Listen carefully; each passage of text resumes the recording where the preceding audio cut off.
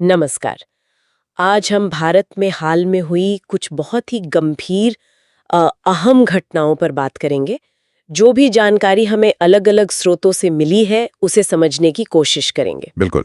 कोशिश यही रहेगी कि इन दस्तावेजों से जो जानकारी मिली है उसका सार निकाल सकें, एक साफ तस्वीर बनाने की कोशिश। जी, तो इसमें अहमदाबाद विमान हादसा है, पुणे पुल का गिरना है, बेंगलोर में भगदड़ हुई, उत्तराखंड में हेलीकॉप्टर दुर्घटना, काफी कुछ है। हाँ, काफी घटनाएं हैं।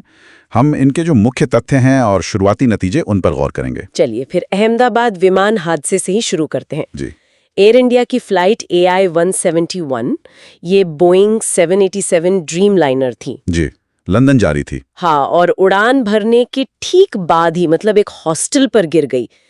ये तो बहुत ही भयानक हादसा था। बेहद दुखद। सोचिए, विमान में 242 लोग थे और सिर्फ एक ही जान बच पाई। और जमीन पर भी जाने गई। हाँ, जमीन पर भी कम से कम 38 लोगों की मौत की खबर है।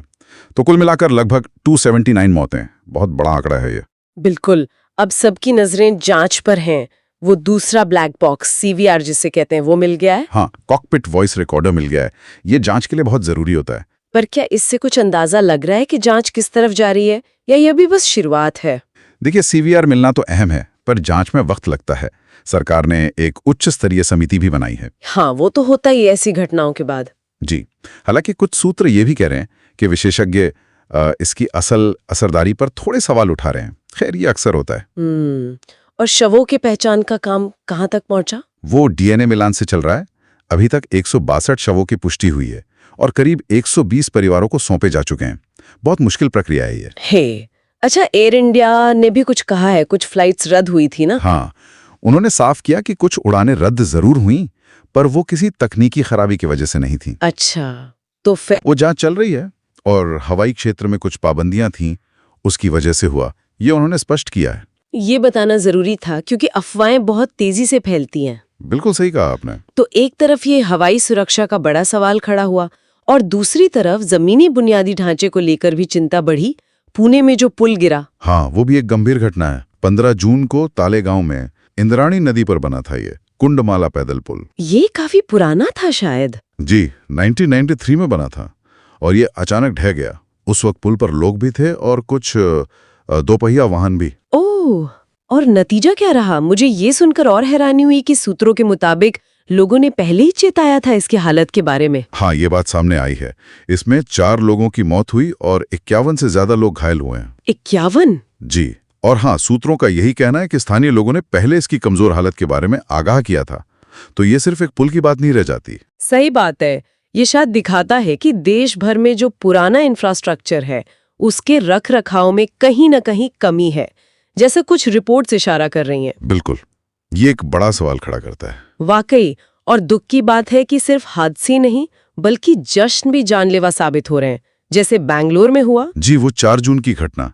IPL में रॉयल चैलेंजर्स बैंगलोर RCB पहली बार जीती थी। हाँ, बड़ा मौका था उनके लिए। बहुत बड़ा। तो स्टेडियम के बाहर जश्न के लिए इतनी भीड़ जमा हो गई, अनुमान है कि करीब 2 लाख लोग थे। 2 लाख? यकीन नहीं होता। ये आंकड़ा तो बहुत ज्यादा है। फिर वहां भगदड़ मच गई। हाँ, भगदड़ मची और उसमें भी 11 लोगों की जान चली गई, 50 से ज्यादा घायल हुए। हे भगवान, इसमें जवाबदेही किसकी बनती है? कुछ पता चला? जांच शुरू हो गई है। RCB मैनेजमेंट और स्थानीय पुलिस के खिलाफ FIR भी दर्ज हुई है। अब सूत्र इस पर सवाल उठा रहे हैं कि क्या इतनी बड़ी और शायद अप्रत्याशित भीड़ को संभालने के लिए नियम कायदे काफी थे, या फिर उनका ठीक से पालन हुआ भी था या नहीं? ये तो जांच का विषय है। अच्छा, एक और तरह की आपदा जो बार बार दिख रही है वो पहाड़ी इलाकों में मौसम से जुड़ी है। उत्तराखंड में फिर एक हेलीकॉप्टर हादसा हुआ। जी, ये भी 15 जून को ही हुआ। केदारनाथ से गुप्तकाशी जा रहा था हेलीकॉप्टर। मौसम बहुत खराब था और वो गौरीकुंड के पास गिर गया। हाँ, गौरीकुंड के पास। पायलट समेत 7 यात्री थे उसमें और जमीन पर भी एक व्यक्ति की मौत हुई। कुल 8 जानें गईं। और जैसा सूत्रों ने बताया, ये इस तरह की पहली घटना नहीं है वहां हाल में। नहीं, चिंता की बात यही है, ये जो चारधाम यात्रा का मार्ग है, वहां खराब मौसम की वजह से होने वाली ये हाल की 5वीं ऐसी दुर्घटना है। 5वीं? जी, सूत्र यही बताते हैं कि इस मौसम में वहां मौसम कितनी तेजी से बदलता है और शायद उड्डयन सेवाओं पर दबाव भी बहुत ज्यादा रहता है। ये पैटर्न वाकई चिंताजनक है। अच्छा, इन बड़ी घटनाओं के अलावा स्रोतों में 2 और बातों का भी जिक्र था संक्षेप में। एक पहलगाम हमला और कोविड की स्थिति। हाँ, जल्दी से बता देता हूँ। पहलगाम में 22 अप्रैल को एक आतंकी हमला हुआ था। उसमें 26 नागरिक मारे गए थे। उसकी जांच अभी चल रही है।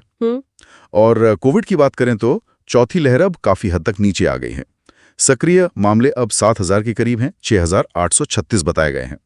हालांकि कुछ जिलों में हाल में मौतें हुई हैं। ठीक है, तो अगर हम इन सभी घटनाओं को देखें, विमान हादसा, पुल गिरना, भगदड़, हेलीकॉप्टर क्रैश, ये सब बहुत कम समय में हुआ है।